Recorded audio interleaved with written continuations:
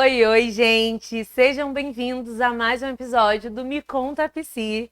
E hoje a gente está aqui chegando, se aproximando já festas de fim de ano, e a gente vai trazer um tema bem pertinente para o nosso público, tá? O tema de hoje é como lidar com as festas de fim de ano quando o contexto familiar gera ali desconfortos, tá? E aí, se esse tema ele te interessa, tira os seus sapatos, pega o seu café e fica à vontade, tá? E pro episódio de hoje, eu quero só frisar aqui os nossos patrocinadores, que é a Bela Flor, que entrega roupas elegantes e confortáveis. E a Bela Flor é responsável por esse meu look de hoje. Quero agradecer pelo apoio com o nosso episódio. E também temos a Nox Estilos, que entrega acessórios também de acordo com a sua personalidade. E, gente, vamos diretamente aqui para eu apresentar a nossa convidada desse episódio. A gente está aqui hoje com a Dilce. A Dilce ela é psicóloga pela terapia cognitivo-comportamental e também a terapia dos esquemas. Dilce, seja muito bem-vinda. Obrigada, Andressa, obrigada. Olha, quando a Andressa me convidou aqui para esse episódio de falar, né, sobre as festas de fim de ano e o quanto elas são ativadoras, eu falei, nossa, super topo, porque tem tudo a ver com a terapia do esquema, que fala exatamente sobre como esse ambiente familiar ele vai ativar nossas emoções e muitas das vezes a gente é sequestrado. Sim. E perde momentos, às vezes, tão legais que poderiam ser vividos diferente, mas como a gente está em um padrão emocional, a gente não consegue desfrutar. Então, esse episódio vai ser muito legal, vai ser muito bom de viver com você, Andressa. Obrigada pelo convite. Nada, eu tô com muita expectativa, porque a gente atende na clínica, a gente percebe que é uma demanda de muitas pessoas. Então, acredito que trazer esse tema nesse espaço aqui mais descontraído, onde a gente também se coloca nesse lugar em que a gente se identifica com parte dessas demandas, vai ser muito legal, tá? Então, se você se interessou por esse assunto, fica com a gente até o final. Bom, gente, então, trazendo esse tema que acaba ativando muitas pessoas, acaba sendo um período do ano que é um gatilho emocional. É interessante a gente trazer esse assunto aqui, porque socialmente falando, a gente sabe que há toda uma expectativa, toda uma idealização que essas datas comemorativas sejam momentos agradáveis, momentos onde simplesmente a gente vai encontrar ali as pessoas, né, da nossa família, parentes que a gente não vê há muito tempo, e vai ser aquele encontro, um momento mágico. Acaba que socialmente as redes sociais, os comerciais, eles trazem essa ideia. E a gente sabe que na realidade nem todo mundo vive isso. E a gente quer realmente acolher você que não se identifica com esse olhar, com essa idealização que se tem com as festas de fim de ano. Então a gente vai estar falando hoje aqui não somente sobre como lidar com esses gatilhos, com esses desafios familiares, mas também uma perspectiva sobre si, né? Como que a gente pode, em alguma medida, também se avaliar para que a gente também não se prive de tudo que as experiências de fim de ano elas podem nos proporcionar. Então hoje eu trouxe aqui a Dilce, eu achei ela uma pessoa assim, um nome perfeito para falar sobre esse tema, porque como eu disse no início, né, ela também atende pela terapia do esquema. E eu queria começar já trazendo um tópico, né, Dilce? A gente percebe na prática, é algo até interessante, que a nossa relação familiar, ela é diferente das outras relações. Porque, de alguma forma, enquanto a gente está ali próximo dos nossos pais ou dos nossos criadores, ali há uma potência de ativar questões emocionais diferentes de outras relações. Que a gente percebe que questões nossas também são evocadas em amizades, relações amorosas, mas quando a gente está ali, naquele núcleo familiar, né? Que a gente cresceu, passamos a nossa. Como que aquilo nos ativa, né? Você percebe isso também na clínica? Andressa, o que você falou tem total razão. Por quê? Quando a gente está na nossa família, a gente é ativado. Porque a nossa família é a primeira infância. É ali que tudo começa, é ali que a gente aprende tudo. Aprende a lidar com as emoções, aprende as percepções de quem nós somos, de quem o outro é e de quem o mundo é. Então, por isso é tão ativador. Porque, olha, do momento que você nasce até seus 12, 14 anos, você tá tirando tudo da sua família, você tá fazendo um coping de quem você vai ser no mundo, de como você vai se sentir nesse mundo. É como se fosse literalmente o que a TCC fala, desse óculos, né, que a gente vai passar a ver o mundo. E os nossos pais, os nossos genitores, eles vão passar uma herança pra gente, emocional, cognitiva, maneira de pensar, de ver, de se perceber. Então, isso realmente, quando a gente chega na família, muda. Sim. Né? A nossa percepção muda, porque ali é exatamente o lugar que o nosso sistema límbico, a nossa memória, vai se recordar de tudo. Já voltou em um lugar que você não ia há anos e você, quando chega lá, você fala assim, você fecha os olhos e você pensa, nossa, parece que eu tô vivendo quando eu tinha tantos anos. Olha esse lugar. Nostálgico, né? Nostálgico. A memória busca tudo, até as emoções. Você pode sentir raiva, você pode chorar, você pode ficar triste ou ficar muito feliz, lembrar de um brinquedo ou que você ficava naquele cantinho. Sim. É exatamente assim. Sim. E é por isso que esse tema é tão gostoso de se falar. Por que que na festa de final de ano nós somos tão ativados? Sim, sim. E é até interessante a gente falar também sobre esse aspecto da gente realinhar nossas expectativas. Porque, dependendo de quem está nos ouvindo, se a pessoa ela já faz terapia ou se ela não faz, isso tem um impacto muito grande, até na forma como ela vai lidar com as possíveis situações inconvenientes que podem acontecer ali, surgir. Se ela vai ter uma flexibilidade, se ela vai trazer aquela rigidez, né? Se então, ela vai estar assim, no emocional ou se ela vai exatamente. estar ali na racionalidade já, entendendo que muitas das vezes ela não vai mudar a família dela. Sim, Que quem vai mudar ali na forma de pensar e de sentir vai ter que ser ela. sim. E muitas vezes a gente não tem um repertório para lidar com aquilo ali, né? Então, por exemplo, não tem uma resposta certa ou errada, né? Eu devo ir, por exemplo, passar o fim de ano com a minha família, porque tem muita piadinha, eu fico estressada com os padrões de comportamento de um tio e tudo mais. Então, assim, não tem uma resposta certa ou errada. A gente entende que é importante você fazer aquilo que é possível, né? E também entendendo que eu preciso realinhar essas expectativas para eu não ir sempre olhando para o ideal. Ah, eu queria muito que fosse assim. Vamos olhar. Eu gosto da perspectiva de que traz a gente a olhar para as faltas. Hoje, na minha família, quais são as faltas? Ah, eu já conheço aquela minha tia que fala pra caramba, que bebe, que se eu já sei que ela é assim. Então, e aí a gente entra no aspecto da aceitação, que eu reforço muito aqui, né, no Instagram também. Já falei sobre isso um pouquinho aqui no Me Conta Psi, mas a aceitação, o que hoje é a realidade da minha família, que vai ser talvez totalmente diferente daquela minha amiga, daquela pessoa que eu conheço, que talvez entre até naquele lugar de, nossa, eu queria tanto viver isso. Mas às vezes não é possível, né? Então é encontrar esse equilíbrio do que é possível e que também que pode ser um lugar de autorresponsabilidade. O que eu posso fazer aqui? É possível flexibilizar? Será que eu posso me permitir viver esse momento com eles, apesar dos apesares, ou não? Eu entro num esgotamento emocional e aí realmente. Então, assim, isso vai diferir também muito quem faz terapia ou não. Dependendo do que traz ali como histórico familiar, às vezes é um lugar de muita dor. Sim. E aí, às vezes, não é possível. Você vai falando isso, eu vou pensando aqui, né? A gente vive uma fantasia coletiva de final de ano. Como se é construído um perfil que tem que ser perfeito. Né? Final de ano eu tenho que estar bonita, bem realizada, bem sucedida, sorrindo, com roupas novas, conseguindo coisas materiais e tem que dar certo a festa de final de ano com a minha família. Na verdade, não é assim, né?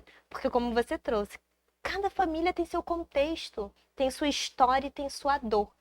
E cada família tem seus papéis familiares. Então, dentro da terapia do esquema, a gente vai dizer que são modos. Então, assim, vai ter aquele familiar que ele vai estar sempre fazendo uma piadinha. E aí, como que aquilo te ativa? E aí você trouxe para mim, Gil, Seria uma autorresponsabilidade? A gente na terapia do esquema diz que seria autoconsciência. Eu já sei que aquele tio, ele vai fazer uma piadinha, ele vai falar assim: "Nossa, mas você ainda não casou? Nossa, tá Piada encalhada, típica. hein? Né? Quando que eu vou comer o bolo?" E aí, se você não tiver naquele momento bem e nem tiver casada ou namorando, ou não tiver dentro desse padrão social que as pessoas dizem, e não tiver tratado isso, olhando isso com muito carinho, você fica ativada. Você já vai estar naquele ambiente se sentindo o quê? Talvez um fracasso, achando que não está dando certo na vida, né? E aí quando você vai com a sua autoconsciência ali, entendendo que tá tudo bem, né? Aquele tio vai ter aquele jeito, mas eu já vou preparada também, entendendo que eu tenho as minhas experiências que é diferente desse tio e que eu vou precisar lidar com isso. Talvez em um ano possa estar indo não casada, mas eu estou trabalhando, estou batalhando para isso. Uhum. Depende só de mim? Não depende? Então, tudo isso, né, é importante para a gente olhar. Você falou sobre. Vou continuar falando um pouquinho, posso? Pode, fica à vontade. Eu adoro falar, gente. A gente tem dentro da família esses padrões, né, familiares. E aí, quando você vai falando isso, eu também me recordo que, como são ativadores, algumas expressões na família. Então, antes da gente já ir para a festa, a gente já vai se preparando. Ai, deixa eu me preparar, porque fulano, se mamãe, se papai, soltar uma piada, ou se começarem a brigar, ou se falarem aquilo e eu não gostar. Mas é o quê? É o cérebro emocional, percebe? O Uhum. cérebro já no emocional, trabalhando para ele lidar com aquelas situações difíceis. Então ele já vai ativado, porque a neurociência vai dizer que o nosso cérebro ele vai funcionar em média aí 5% de energia e ele sempre vai viver o quê? Num padrão familiar. Mas quando a gente pensa isso que nem aconteceu, o que acontece para esse cérebro, Andressa? É uma verdade. Então, muitas das vezes, a gente já vai para Familiar, a né? festa ativado emocionalmente, preparado, como se estivesse indo para um Reativo, campo de né? batalha, exatamente, né? Sim. E aí você toca um ponto, só abrindo parênteses, que é assim, principalmente quando a gente vai trabalhar, né, na clínica com o paciente em relação a ele, de repente, se posicionar mais, ser mais assertivo naquilo que incomoda ele. Quando ele precisa se posicionar, há uma tendência da gente, no geral, ir para a reatividade, que é um outro extremo que não é saudável, Exato. né? Então, assim, essa autoconsciência que você traz, como ela é fundamental. Porque tem até uma, não sei se você conhece a Jojo, ela tem ela é psicóloga, Uhum. e aí algumas falas dela eu acho muito interessante. E aí eu trago para minha vida uma fala que ela diz assim: bateu, doeu, pega que é teu. Qual é a Exatamente. ideia disso? E aí traz a gente para um lugar de essa autoconsciência, né, como o olhar da terapia do esquema, mas essa autorresponsabilidade de, bom, se aquilo me incomoda tanto, de repente aquela piadinha, será que eu não preciso pegar isso e olhar, dar conta disso aqui, apalpar? Isso fala do quê? Qual a intensidade disso? Por que isso dói tanto quando a pessoa usa determinada fala ou toca num determinado assunto? Porque às vezes a gente leva uma vida muito de esquiva, né? É tão desconfortável lidar de repente com uma demanda minha que eu, não quero falar tanto sobre isso. Eu tô bem, tá tudo certo. E às vezes não, você só tá criando ali uma armadura onde você é ilusória, né? Que você acha que tá se protegendo, mas você só tá se fechando. É. Então, o que a gente na terapia do esquema a gente olha, né?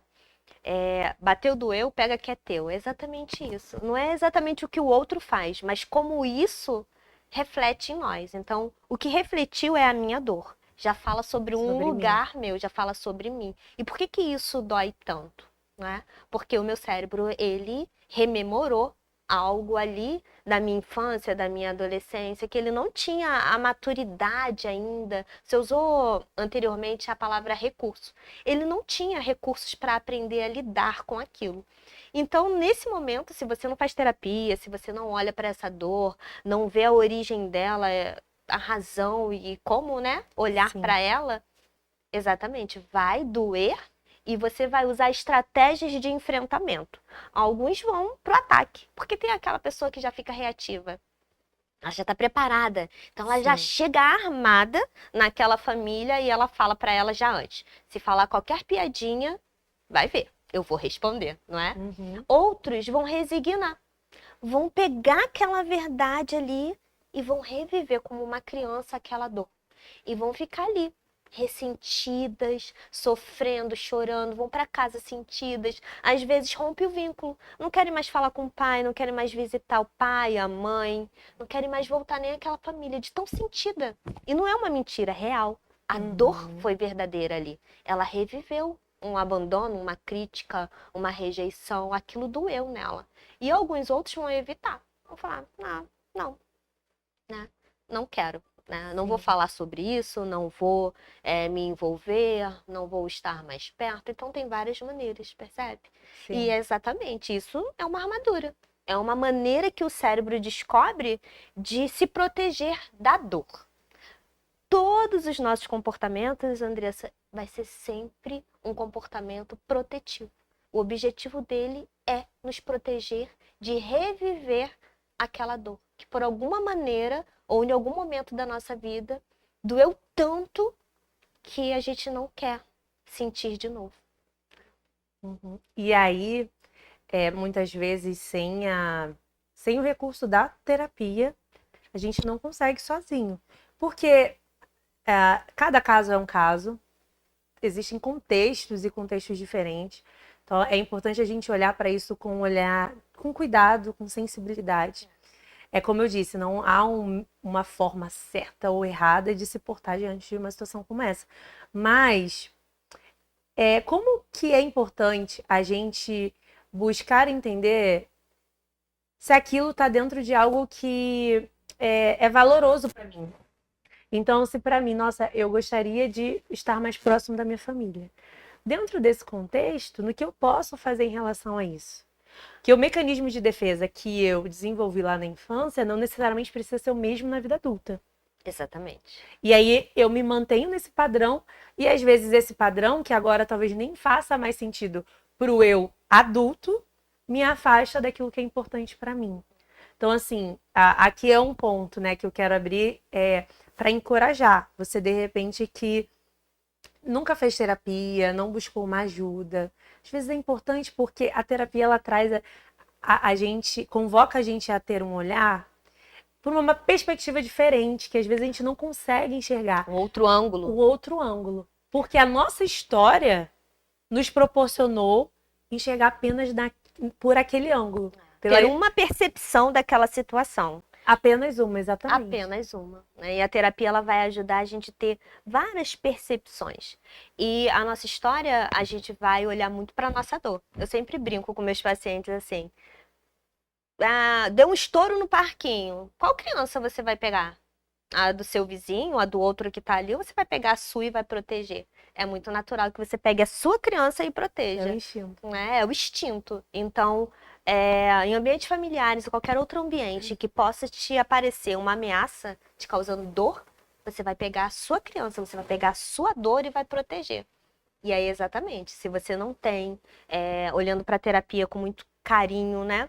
Se você não tem esse lugar ali de autoconsciência, você não vai conseguir tratar bem disso, né? Você vai estar sempre protegendo a sua criança só na sua perspectiva. Só que tem várias outras crianças ali com dores, com medo e assustada também, percebe? Sim. E é por isso que é tão importante a terapia, a gente olhar com esse lugar, para esse lugar com tanto carinho. E aí, para não perder aqui, a linha aqui, a sanguínea perde fácil, gente. Você fala, né, como fazer quando a gente entra nesse lado mais adulto, mais conectivo com a nossa dor e toma consciência do que causa ela, do que ativa, eu acho, propriamente essa dor, né? E que não é exatamente sobre aquela pessoa como um todo, mas partes. Vamos olhar esse familiar, esse amigo ou esse parceiro como partes, como uma faceta, não é? Então, aquela faceta, aquela parte daquela pessoa é que te causa dor. E como que eu posso lidar? Porque muitas das vezes a gente não comunica. Ou quando comunica, a gente já comunica em um cunho o quê? Emocional. E sempre olhando para o outro e falando, você é o culpado, você me fez isso, ao invés de falar, olha, quando você tem essa atitude, você ativa uma dor em mim, você ativa uma tristeza e eu me afasto, ou eu tenho vontade de gritar com você, ou eu tenho vontade de me afastar de você. Porque isso dói. Essa palavra que você diz, você é chata, você é. Muitas das vezes você é chata, nossa, você é perfeita demais, você é perfeccionista, você critica tudo, você é enjoada. Para aquelas pessoas é só uma palavra, mas para você pode estar causando dor. Sim. Você pode me trazer uma palavra aqui na tua vida que te causou uma dor? Ou pode até te ativar até hoje? Eu tenho uma e vou trazer aqui para você também. Então, enquanto você falava, eu me lembrei de uma que é até engraçado. Quando eu era pequena, eu sofri, não foi um bullying, mas faziam piadas esporadicamente em relação à minha cabeça. Então me chamavam de cabeção. Uhum. Por um tempo, isso tinha um significado ruim pra mim e eu me sentia depreciada. Sim. Quando algum amigo meu na vida adulta, não sei o que, a Andressa tem uma cabeça maior. Eu me senti ofendida. Exato. Só que aí, com o passar do tempo, eu fui ressignificando. Hoje, uma das minhas melhores amigas me chama de cabeção e eu me sinto amada. Então, eu consegui, de fato, transformar esse significado. E aí, hoje, você pode brincar, Andressa, você tem testa grande, que era algo que me incomodava. Adolescente, eu tentava esconder assim com a franja, eu só vivia assim. E hoje não, eu faço rabo de cavalo, mostro minha testa. Você pode fazer uma piada com o tamanho da minha cabeça. E tá tudo bem. Né? Então é algo que eu consegui transformar. Mas tem papéis. Pode ser que uma Sim. pessoa específica fala assim: nossa, Andressa, esse cabelo seu, esse corte deixou você com uma testa tão grande. E essa pessoa tem a ver com esse vínculo afetivo e aí isso pode te ativar muito. O histórico, né, que você O diz. histórico ali, né? Uhum. Geralmente são familiares, assim, aí que ativa tanto, né? Sim. Pode ativar a dor. Então, a gente tem que olhar para isso, né? Eu, por exemplo, sempre fui muito comunicativa, mas lá em casa, os meus familiares sempre tiveram uma inibição emocional. A minha mãe tem dificuldade de se expor, a minha irmã também, de falar mais, assim, sobre emoções, isso, e eu não. Eu já sou aquela que me expresso mais, que falo mais. Mas pensa, em um ambiente onde as pessoas têm dificuldade de falar, vem um serzinho que fala pelos cotovelos, né? Uhum. Pergunta tudo, fala tudo. Então, em um certo momento, eu me deparei com uma frase assim: você fala demais. Ai, você fala demais. Para de falar, você fala demais. O seu problema é que você fala demais. E durante muito tempo aquilo me acompanhou. E aí, às vezes, eu me pegava na terapia pensando assim: será que eu tô falando demais com o meu paciente? E aquilo vinha, né, aquela palavra. Então, é isso. Até que em terapia eu entendi que era a minha voz, era um valor meu falar, tinha a ver com a minha essência falar, né? E aquilo não era algo ruim. Só que, quando eu era pequena, a minha interpretação sobre aquilo eu falo demais. O que é falar demais? Juntei a expressão, peguei um recorte de um momento e aquilo não foi bom. Bem, falar demais é algo ruim. É algo que que faz mal a alguém ou pode trazer algum problema. Se tornou uma dor, percebe? Sim, perfeito. E eu começo a trabalhar para entender que esse falar demais não é algo ruim. Como que remete nessas leituras, microleituras, né? O cérebro, ele já... Recorte. Né? Sim. Então, as sim. nossas dores, os traumas, na verdade, são recortes com uma latência de emoção que se une uma memória e é guardado lá. Sim. É importante, né? Eu gosto sempre de trazer divertidamente para os meus pacientes, porque é exatamente isso. É como se fosse aquela bolinha daquela memória e que é jogado. Percebe que tem um mar de memórias lá jogado? Sim. É isso. E aquelas memórias às vezes não são revisitadas, mas estão lá, fazendo parte daquele mar de memórias compondo a sua história. Uhum. Sempre quando com os meus pacientes eu gosto de ilustrar nosso funcionamento cognitivo com uma árvore, Uhum. né? E certos significados e crenças que a gente traz, gente, elas são representadas pelas raízes da árvore. Percebe a profundidade, a intensidade que isso tem, o quanto, a potência que isso tem de interferir na nossa vida. E eu gostei muito quando você traz essa perspectiva de aquele parente, ele pode gerar um desconforto, sim, mas é só um recorte. É um recorte.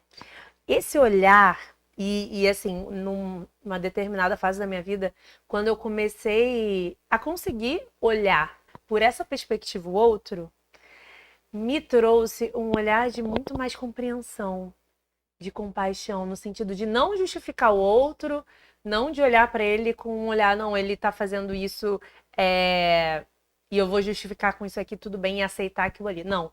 Mas compreendendo que aquele outro, ele também traz uma história. É isso. E nem sempre aquele outro, ele vai ter uma perspectiva, nossa, de buscar uma terapia, de tratar aquilo ali. É o que você ilustrou, são outras crianças interiores ali, né? Isso. De alguma forma carregando as suas dores. E alcançar esse olhar traz a gente a também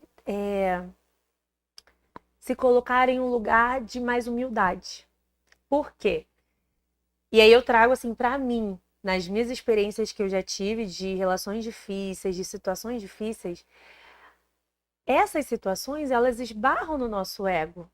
E aí, quando facilmente a gente pode se colocar nesse lugar de reatividade também. Quando você fala isso, eu penso, autocompaixão. Autocompaixão é uma palavra que eu gosto muito, porque eu pego e eu olho para esse outro com uma autocompaixão. Tem a minha dor, mas tem a dor do outro.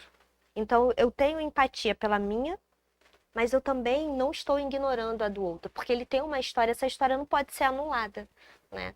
Mas é importante que dentro dessa história eu entenda aquele contexto, mas eu também saiba respeitar o meu e o que eu tô sentindo, né? Então, assim, em uma festa de final de ano, eu tô ali naquele contexto. Tem ações, tem ativadoras ali naquele ambiente.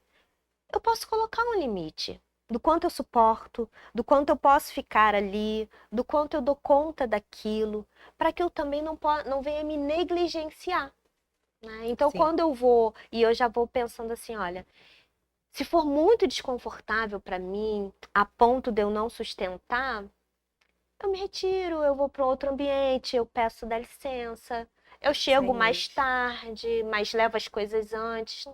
Eu vou colocando estratégias para eu lidar com aquilo. Porque colocar limites familiar também não tem nada de errado. Sim. Só que nós somos ensinados, isso muitas das vezes, a sentir como culpa. E muitas das vezes a gente fica com aquela culpa ali remoendo. Só que toda vez que a gente coloca um limite, a culpa vai aparecer. Mas a gente tem que entender que é o cérebro tentando o quê? Fazer a gente voltar porque é padrão. Sim. Por que aparece a culpa? Porque ele está fugindo do padrão familiar. Então ele entende que aquilo pode estar sendo algo que está sendo feito errado. Então vai vir a culpa. Eu errei, eu não deveria ter feito isso, mas não.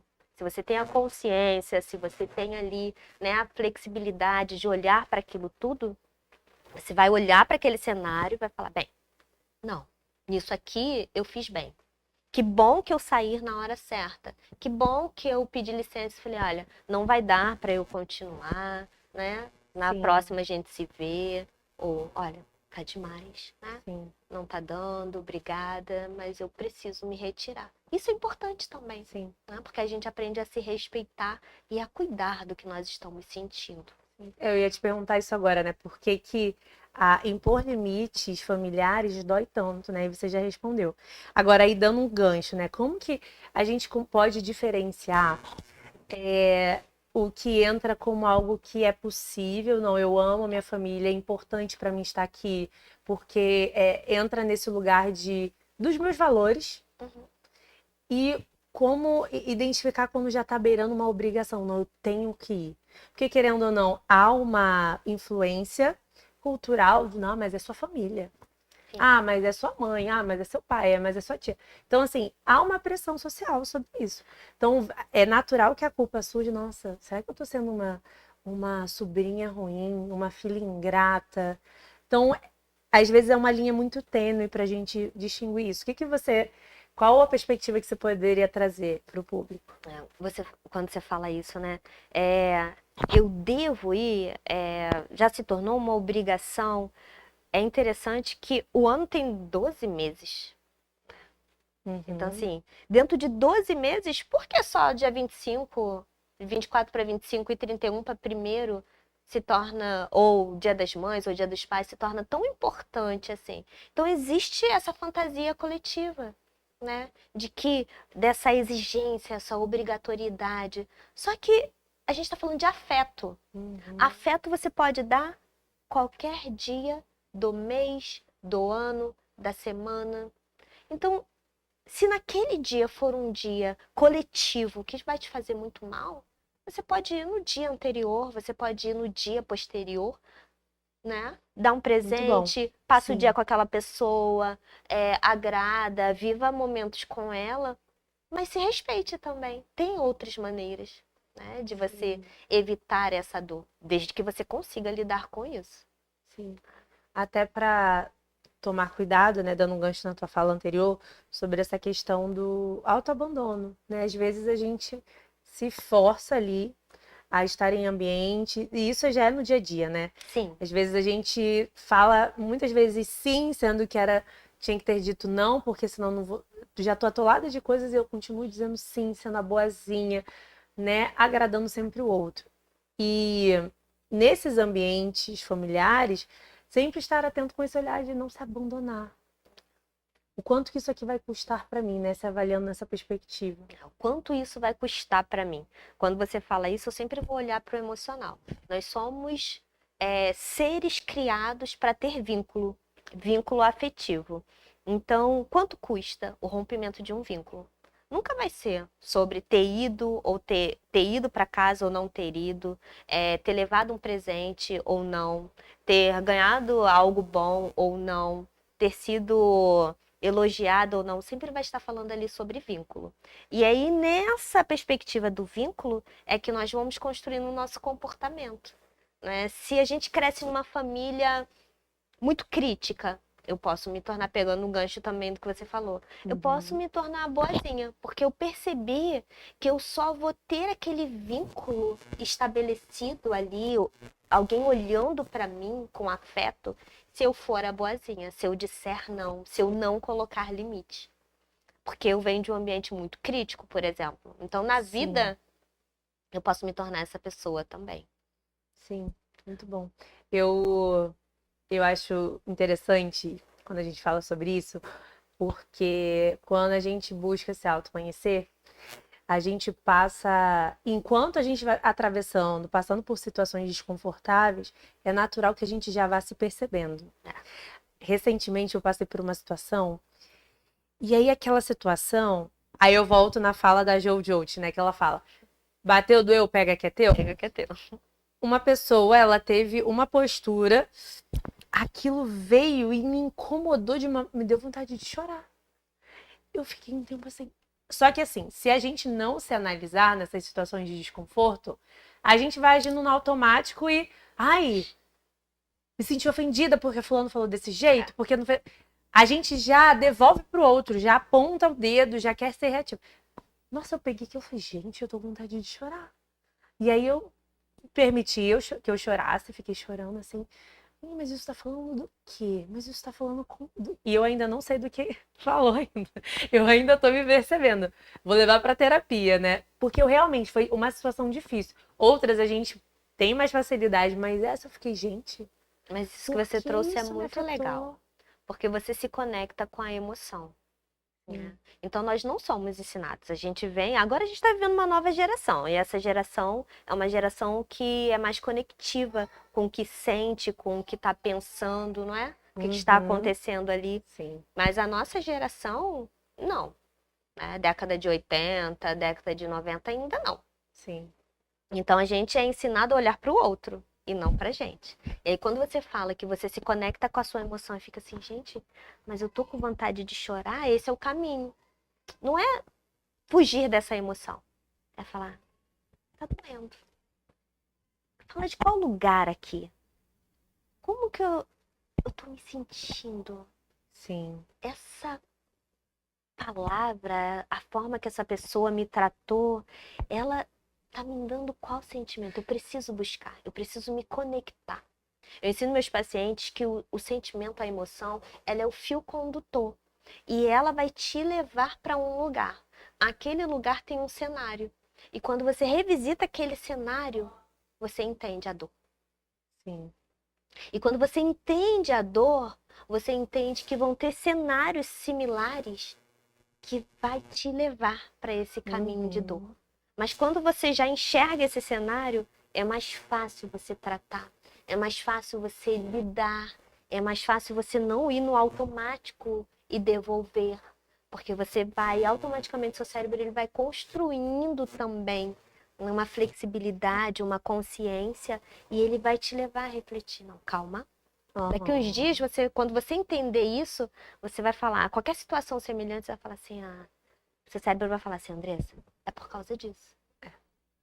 A autoconsciência, né, que você É. traz. E aí, quando você se conecta com isso, você tem o direito de escolha. Você não está mais no automático.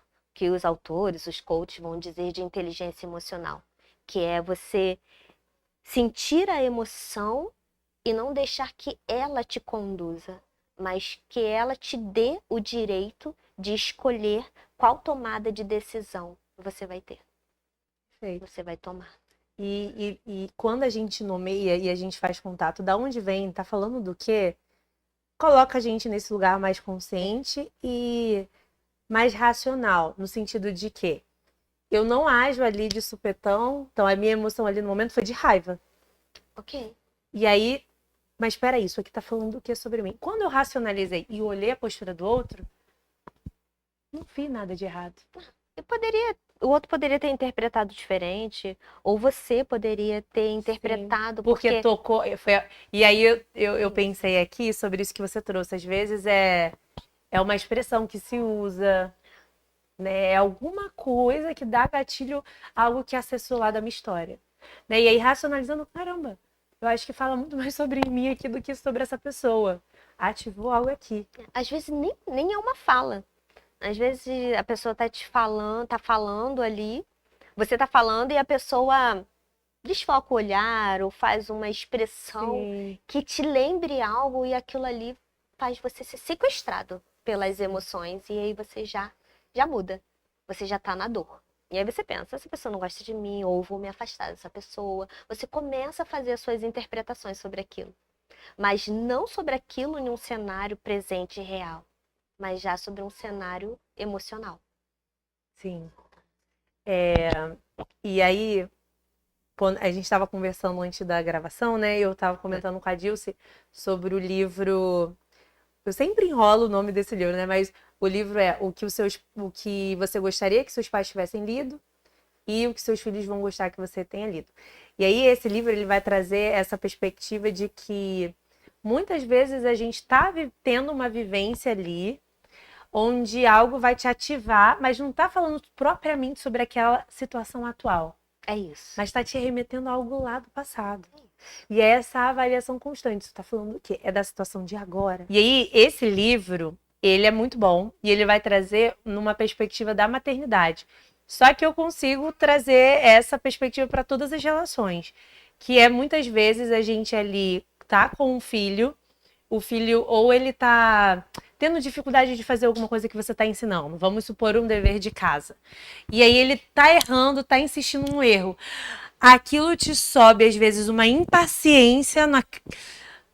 Aquilo ali, essa sensação de impaciência, ela tá falando realmente sobre o tempo de aprendizado do teu filho ou tá te ativando porque lá atrás não tiveram paciência com você? Eu achei isso maravilhoso. Isso é perfeito, né? Você tá falando desse livro, eu tenho um outro livro, né? Que são Filhos em Construção, que fala exatamente nisso, nesse lugar. O quanto a gente, sem a consciência presente, repete o padrão. Muitas das vezes, você fez um copying daquela expressão de quando uma criança, você enquanto criança precisava daquele suporte e aquele pai impaciente. Olha, até hoje, o Ravi é a sua primeira experiência Então, Uhum. você vai fazer um coping, você vai pegar Sim. e você vai emocionalmente sentir aquilo ali, né? Então, mas da onde você tirou aquilo ali? Do que você aprendeu do passado. Mas quando você tem consciência, você fala assim, por que eu tô com tanta impaciência? Por que tá me dando tanta irritabilidade? E aí você vai ver que a sua memória vai te remeter a alguma experiência assim já. Sim. Né, de você olhava a sua irmã ou alguém dentro de casa precisando, você mesmo, de suporte, e sua mãe ou seu pai impaciente ali, né? Sim. Então o cérebro ele tem essa tendência a essas memórias. E aí quando a gente se conecta, tem a consciência, a gente tem o direito novamente de De escolha, escolha. de mudar o Muito bom. padrão. Né? Então eu Muito sempre bom. falo, a mudança começa com a conexão. Conexão com o outro, não. De você com você mesmo, com as suas emoções, buscando entender da onde ela aparece, né? E por que que ela reage assim, né? Uhum. Por que que ela te conduz dessa maneira? Porque quando você entende, você pode se dar o direito de uma outra escolha. Muito bom. E aí te aproxima de uma vida mais significativa, mais leve. É sobre exatamente isso. Tomar consciência, nem Menos sempre automática, né? menos Desculpa. Uma automática. vida menos E automática. tira a gente de um modo, de uma hipersensibilidade, muitas vezes, né? De um padrão de esquiva. Às vezes é difícil a gente lidar, encarar, pegar aquela emoção, pegar aquele gatilho, pegar para entender, como eu trouxe da minha situação, né? Eu tentei fazer contato, nossa, isso está falando do quê? E isso me possibilita que em outras situações eu não me afaste de pessoas de repente no modo automático, porque ela me gerou ali um gatilho de desconforto. Será que realmente fala sobre a ação do outro? Então, assim, é realmente um olhar mais sensível para si e também para esse outro. Quanto que isso fala de mim ou quanto que isso fala do outro? Só que o papo tá muito bom, mas já caminhando para o final, quero trazer assim, quero te trazer, Dilce, ouvir de você, como que você pode orientar o nosso público? Como que a gente pode passar por essas datas de fim de ano sem se perder de si, se respeitando, acolhendo esses desconfortos que são gerados nesses ambientes e ao mesmo tempo também não se privando de uma forma radical, né? Tem pessoas que realmente acabam entrando nessa rigidez e não vão mais em nada. E isso também pode estar distanciando de uma vida valorosa para aquela pessoa. Então, assim, como que a gente pode olhar para isso e lidar com essas datas de fim de ano? Essas datas, né, são períodos que mais trazem sofrimento, eu digo como um todo, para a sociedade. E hoje a gente não fala mais só de terceira idade, da nossa geração. A gente fala de crianças já também sofrendo expectativa, Sim. adolescentes em sofrimento, em crises de ansiedade, não é? Porque precisam hiperperformar ou precisam ter, né, para achar que vão pertencer a algo ali que é importante para eles. Então, quando fala de valor, é primeiro se perguntar: o que é uma vida que vale a pena ser vivida para mim? Me fizeram essa pergunta e quando a minha supervisora me fez essa pergunta, eu fiquei assim, eu não sabia o que era uma vida que valia a pena ser vivida para mim. Porque eu cresci em uma vida que eu olhei para o outro, para o que valia a pena ser vivida para o outro. E aquilo ali me trouxe, sabe, um instinto, um desejo de verificar, me trouxe dor, angústia, mas eu comecei a verificar. Quais são os meus valores? O que que eu preciso? Do que eu gosto? O que me faz bem? Né? Então, para esse final de ano, eu acho que o recado, a sugestão que eu deixaria é: busque reparar menos situações em questão de expectativas, criar muitas expectativas sobre aquilo. Entenda que você não vai reparar e mudar toda a sua família. Busque meios de se conectar com as pessoas que você ama, com as pessoas que são importantes para você, mas não necessariamente do jeito que todo mundo diz que tem que ser. Descubra o seu jeitinho, a sua maneira de dizer que ama, a sua forma de existir, não é? E de demonstrar afeto para aquela outra pessoa. Você não precisa ser igual a todo mundo, né? Coloque limites. Coloque limites. Não discuta tudo, não compre toda briga, não fique ali tentando reparar tudo, porque você também não vai estar nesse lugar. Você só vai te causar mais dor. Porque a verdade é, o adulto, ele não muda a família. Ele entende a família do jeito que ela é e vai se conectar com o que ele consegue, com o que ele pode. Não se perdendo de quem ele é, da essência dele. Então hoje entenda quem você é, busque a sua essência e faça o que você consiga, o que você consegue, né? Se conecte com a parte da sua família que dá para você se conectar. E tudo bem, seja gentil, né, com você mesmo. Um outro ponto que a gente estava até conversando um pouquinho hoje cedo para encerrar se conecte com pessoas que dê sentido para sua vida, que tenha a ver com seus valores, que respeite os seus limites, que entenda você, que te faça entender que você é ouvida, que você merece. Porque tudo isso te ensina a ver a vida diferente, a construir os recursos, muitas das vezes, que você não teve na sua infância. Então, se conecte com a sua falta e tire essa expectativa de que sua família talvez possa te dar algo. Porque talvez ela não tenha esse recurso para te dar. E você vai passar sua vida toda no sofrimento? Não. Você vai buscar nas pessoas que podem, em uma rede de apoio.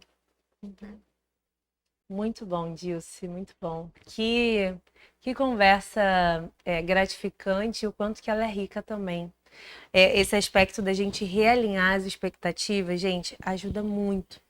E assim, eu espero de verdade que essa nossa conversa aqui, ela tenha contribuído de alguma forma na sua vida, né? E aí é para a vida, não somente nessas datas comemorativas, mas eu entendo que isso acaba saltando em outras situações também. Quando a gente fala de dificuldade, né, de lidar com familiares, impor limites, de não se abandonar, entendendo essa linha tênue, né, do que é não, de repente, entrar no lugar de ingratidão e, ao mesmo tempo, se respeitar, enfim. Então, são muitos pontos, são muitas questões. Se você se identificou com algum aspecto em específico, se você precisar falar sobre algo e destrinchar isso, pode chamar a gente. O Instagram da Dilce vai aparecer aqui embaixo. Eu também me coloco disponível para isso. É importante a gente realmente buscar sempre avaliar, se perceber diante desse outro, o que fala sobre mim e também entendendo meus limites, tá? Mas assim, muito obrigada, Dilce. Eu fiquei muito feliz que você aceitou o convite. Estou muito feliz. Já estou recebendo mensagens no direct. Ela é maravilhosa.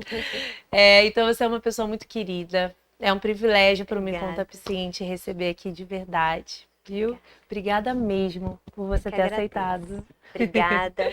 Obrigada a todos vocês que vão estar aqui. Não deixem de ouvir esse podcast, não deixem de buscar ajuda, não deixem de pedir orientações para a Andressa, né? E para qualquer outro profissional da saúde que possa ajudar vocês. Saiam do silêncio, quebrem essa barreira, porque é muito importante. O que você buscar para vocês hoje vai ser um futuro diferente para a sua geração. Né, Ravi?